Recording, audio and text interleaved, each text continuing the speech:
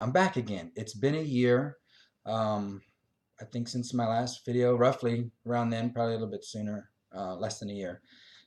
But this one is part two, not four, but two of my quest to change the world. So if you can check back on that one, my quest to change the world, part one, under my channel, Big H1122, and see what I was talking about then, my official spiritual awakening, how that kind of went down, the synchronicities in there. So what I talked about was going through a breakup with my 8-year-old daughter's mom about just over 5 years ago, and not liking what was going on with that, not liking where I was at with myself. I was yearning for something more, and how I prayed one night to nobody in particular, and how the next day someone came into my life and just dropped a bomb of information on me, like a smart bomb, a blanket bomb, just like boom, boom, boom, boom, boom, boom, boom, boom, boom, and lit a fuse under my butt that has led to so many wondrous things now in my life. And in the last video, if you saw it, not too many people saw it, but that's fine. Hopefully, you go back and more will see it and kind of see where my evolution, my progression has come. So this is the paper. This is the paper that had, I said it was a full page, so it was actually 3/4 of a page of information. So we've got, The Power of Intention, Carolyn Miss, an author, Anatomy of the Spirit. I bought that book, hayhouse.com, Magenta Pixie, just a lot, David Wilcock, a lot of these wonderful um, people out there that were just spreading so much information at that time. And still, a lot of them are still spreading more information, and they've evolved as well. I've definitely evolved. I was actually looking at some of my older videos and where my head and heart space were at that time, and seeing the progression. Some of the stuff I was so new at, and I just had these rough ideas and didn't know some of these organizations and things existed at that time, and how I've taken these steps and they've led me to these people. So I kind of changed Gandhi's quote, which applies to my life, and I hope it applies to yours, and I hope it does. If it doesn't, I hope it does now. But it's be the change you wish to see in the world until all you see is the change you become. Your beliefs, and okay, that's the quote, right? That's me. That's my quote. Thank you, Gandhi. I took it, and I'm gonna pass you pass the baton, and I take it a step further, because being the change you wish to see in the world, that's great. But what is that? What does that mean? Be that until that's. I mean, because you also have to have the understanding that once you become it, it's all that is around you. So that's what's happened to me in my life. So anyway, so part one, that's kind of where we left off, and how I engulfed so much of this information that's on this paper. Bought all the books that she recommended for me to buy. My friend Joni Eisinger, my awakener. Um, and so, I've got some notes here, because if you've seen any of my other videos, I'm a rambler, right? I'm a rambling man. Seen that before in another video, hopefully, if you pay attention. So, where did this awakening take me to? Where did this newfound knowledge take me to? Well, first of all, it took me to information. So instead of being force-fed the information, I was consciously looking for information. So that intention, I became what I wanted to see. So I became wanting information. So information was wanting me. And every question that I had was getting answered almost immediately. YouTube was a huge resource for me. For instance, you know how we all have the related topics and videos off to the right. Well, sometimes while watching a video, I would ask a question. Well, what is that? What is gonna happen when that happens? What about the kids? What about this? What about that? And then I would look over and click on whatever I was guided to. And this happened many times. And for instance, one is like literally said, well, for the parents that are wondering what's going to happen with children during this age of ascension and enlightenment, and it was broken down. So that's how I found truth for me. So I asked myself the questions first, and then it would lead me to the answer. So now this information, what also brought into my reality is the need to get back into nature, the need to go into nature and show appreciation and touch the flora and the fauna, and appreciate the animals and the insects, and everything, and really just looking more deeply into things, and being more aware and resonating within nature. So that was one thing that was gained from this awakening. What did it take me? Information. The information took me, hey, get back out into nature more. Nature is there to work with you. We are natural. We are nature. So when you work with the harmonious ebbs and flows of nature, you can synchronize yourself, and nature takes care of itself. Right. And then the next thing was to be more silent and observant within myself and my own feelings. How people, things, information, situations would make me feel.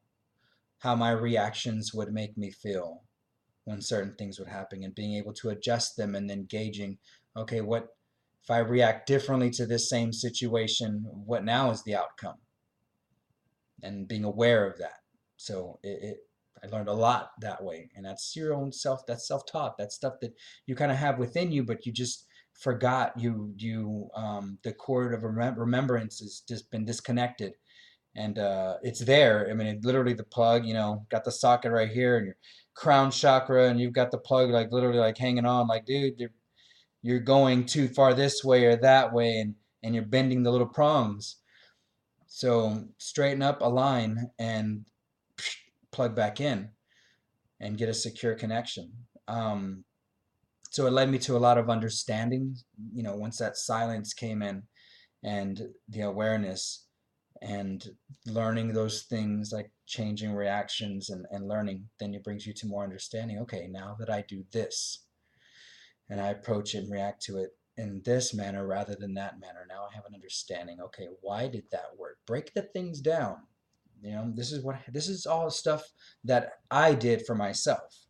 And when I had this stuff happening, it was like I didn't know anybody else. There was no one else around, and actually there were, but I just wasn't aware of them before. Some of my friends that I didn't know that they were aware of all this consciousness and this evolution, where we're headed and what we're doing and what's really going on, and things like that. They just led by example, and it was up to the person at that time if they're ready to ask questions and learn. And for me, I wasn't ready at that time. And so now it's a really good friend of mine. I've gone back and said, "Hey, dude, you were out in nature touching the trees during on your lunch break, and you were doing this and that, and yeah, you smelled a little bit because you didn't wear deodorant. You rode your bike to work, and all these things. But I never judged you for it. To some, and me at that time is like, hey, it's a little quirky, it's a little weird, but hey, to each their own. That may not be what I do, but that's what they do, and if they love it, that then more power to them. I've always been that way." And now I've been able to reach back out to these people and say, "Hey, dude, you were about to. Why didn't you say anything to me?" And like, "Hey, I was in my place where I was comfortable and didn't have to go out and preach anything." So, um, also, where did this awakening lead me to? It led me to my own personal past, the past of America, the past of this planet and ancient civilizations, and it led me to go back to the past and reevaluate what I thought about things now with this new understanding of what I've learned, and how can I fit some of those new things that I've learned into these keyholes and see if it rings true.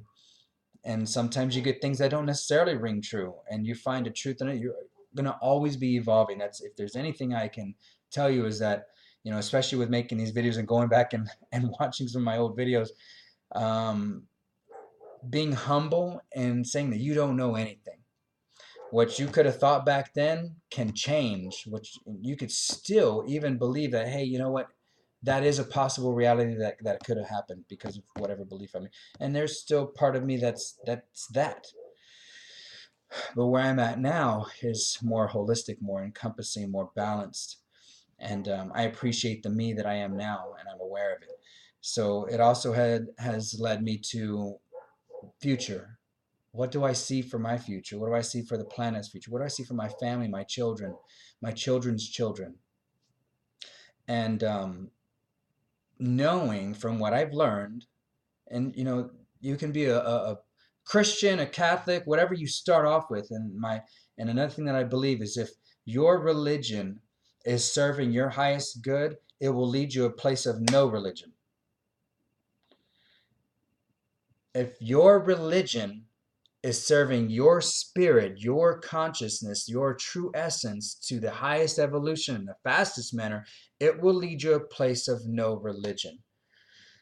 Unfortunately, in this playing field, religion breeds separation. And this is one thing that I learned.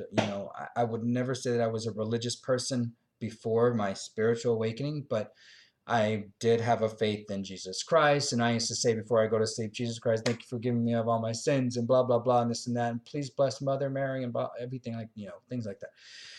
And now that I have this awakening, I still have a love for Jesus and know that Jesus was here as an actual human being that did a lot of great things. Um, in my opinion, from what I've learned within this period of time, and it may change, it may evolve. Disclaimer, it may evolve. I may come to some other truth that is like, oh, dude, you were totally wrong. And I accept that and humble about that. So, just where I'm at with my energy signature at this point in time, I do not believe that Jesus said that he would die on the cross for our sins. I do not give my power to that. I do not believe that I was born a sinner. I believe that we all have a God spark within us and that we're eternally connected to, whether you see someone as negative or positive or whatever. This life is not your only life, and you're an eternal spirit. You're a spiritual being having a physical experience. So you can't tie someone from their actions in the physical reality and put them and condemn them to hell. That never resonated with me. Even though I would say certain things to show that that would possibly be a resonation. I always thought that I'm a God-fearing man. Why fear someone that loves you? It's like saying I fear my. I mean, you shouldn't. We are taught, and when we go through this, that fear is not the way to rule somebody.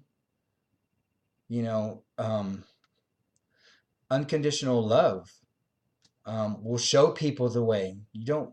Nobody should be ruling over anyone else. We should all be locking arms and doing this stuff together. So as we move on, so I want to make this somewhat short, which I'm not. I'm already 13 minutes in. Um, so what that also led me to was being in the now and understanding that I create everything from the now moment and all the possibilities exist, and I'm able to create where I want to be and where I resonate with, and that will dictate my reality. And knowing and going back onto my videos and watching the things that I would say and where I've come to now, I've fulfilled a lot of the things I said I was going to do, and I'm so much more progressed in where I'm at. It was there already. It was just a matter of me resonating to that frequency where is a part of my awareness and where I'm actually within it then. Now, whatever for now. All right. Oh, and before all this, one of the major things, and I think I touched on this already, but watching and listening to others' experiences, and you first have to have the understanding that that's their experience. They're going through their own experience, their interpretation of, and whatever has led them to that interpretation. My interpretation of that experience from my physical standpoint would be different than someone else's.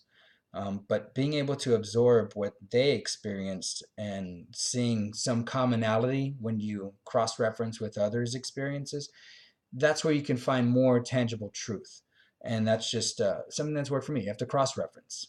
Okay, so if anybody's new out there and you're going through the spiritual thing, you don't know what is really going on, or you just can't grasp it, or you're just sitting in this anxious state of being, um, never fear.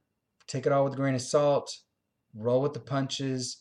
Adapt yourself. Know that you are adaptable. You are interchangeable. You can evolve. You can always evolve. Your truths are not of today may not be your truth of tomorrow, and be willing to roll with those punches.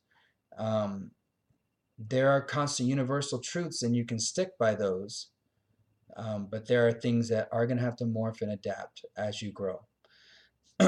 So let's see. Oh, this is one really cool thing too that I thought, and I still laugh at. And it's funny. I can't even imagine from the other person's perspective. But in the beginning, before the awakening, I was going out, on the weekends with friends and stuff like that when I didn't have my daughter, um, and having fun, tossing back a few shots and drinks, and then leaving the club pretty tipsy, just a little buzz. That's why I like to get a little buzz when I go out and drink. I don't go out hardly often at all anymore. Maybe once or twice a year, if that. Once, maybe, lucky. I won't even say lucky, just once. When I was going out a bit more often, when I was single back then, I remember leaving the club and going and traveling with my cousin, and hearing people getting into these arguments and scuffles over who said this and that, and me being all buzzed and just like totally out there. It's like, hey man, I'm screaming out of the window. It's like, everybody just love each other, man. Shake his hand. Don't worry about all that bullshit. And it's just so funny. My cousin still makes fun of me for doing those things. And that's part of me. Especially when I get a little buzz, I get out there and I'll be um, blunt and in your face, and it's never coming from a place of ill will towards anyone. I just want us all to succeed, and I want us all to thrive. So my quest to change the world, part two, definitely ran longer than I thought. I wanted to make this like a 4 or 5 minute video, but I'm the rambling man, and I had my keynotes here. You got to see my paper of, it's funny too because I believe in synchronicities, and double numbers really mean a lot for me. I was born 11/22/1977 at 11 p.m. For me, that confirms a lot of my star child, essences and my multidimensionality, and having all these multidimensional beings that are part of me running through me and feeding me information. But the paper that I wrote this on, the project mailing was 10/22/10, and I didn't find that out till later. I magically kept this paper, and I thought the other day, I was like, man, I wonder if there's any date on that paper. When did this happen? And I don't think it honestly happened on 10/22/10. I think that's an old mailing, and I just used the paper as scratch paper. But just to be able to go back, and I'm looking for a date that's going to be significant, something that's going to look familiar to me, and I flip it over, and it's 10/22/10. That's pretty amazing. So there you go. Tune in again. We'll hopefully it's not going to take me another year to do part three. I'm going to keep going on with this, and look at some of my other videos, and check out some of my new ones. Subscribe, please. I'm trying to reach as many people as possible because I do have a plan that I believe, if implemented in the proper way, in the highest evolutionary status way, whatever the hell you want to call it, but I see a way for us for humanity to go from lack, focusing on money so much, to implementing sustainable practices, businesses, ways of being, ways of creating new things, from lack to complete sustainability and abundance for all. So where we can get to a point where we don't operate with money anymore. I know a lot of people don't understand how that would even work, but all our needs can literally be met if we all just lock arms and come together. I've got my San Antonio Spurs shirt on, and I team is everything. Team is everything. Us together, working as a unified field and understanding the powers that we have, each individual, and as we come together as a soul family, as an earth family, we can create massive change. And I'm just one individual that had a spiritual awakening, and did a lot of work inwardly, and I stopped doing so much research on the internet, a while back, and I've really taken to creating whatever change is needed. Group guided meditation every Sunday. I lead that for over a year now. I'm going out and helping local community gardens, and I'm getting people that are now going to start helping me create one in my area. I'm working with my kids' school with their own garden, and working with other schools with their garden, and it's really just a way to get kids back into nature and get them away from the textbooks and everything, and to allow them to learn how to work harmoniously with nature and connect. And then, as they develop, and I also believe this too, like the saying I use with religion, but for a lot of people that work within nature and understand the flow and how it all works together, um, they will also experience some type of a spiritual awakening, an inner knowing, something that's going to spark them to have an understanding of themselves more, of how things work, the cosmos, everything, and it's happening. We're going through an evolutionary state. We're going through a shift of consciousness and evolution, and then that's saved for another video. So namaste and lak'ech. I love you. Love, peace, and light, and just stay tuned, subscribe, and we'll see you on the flip side. Live long and prosper.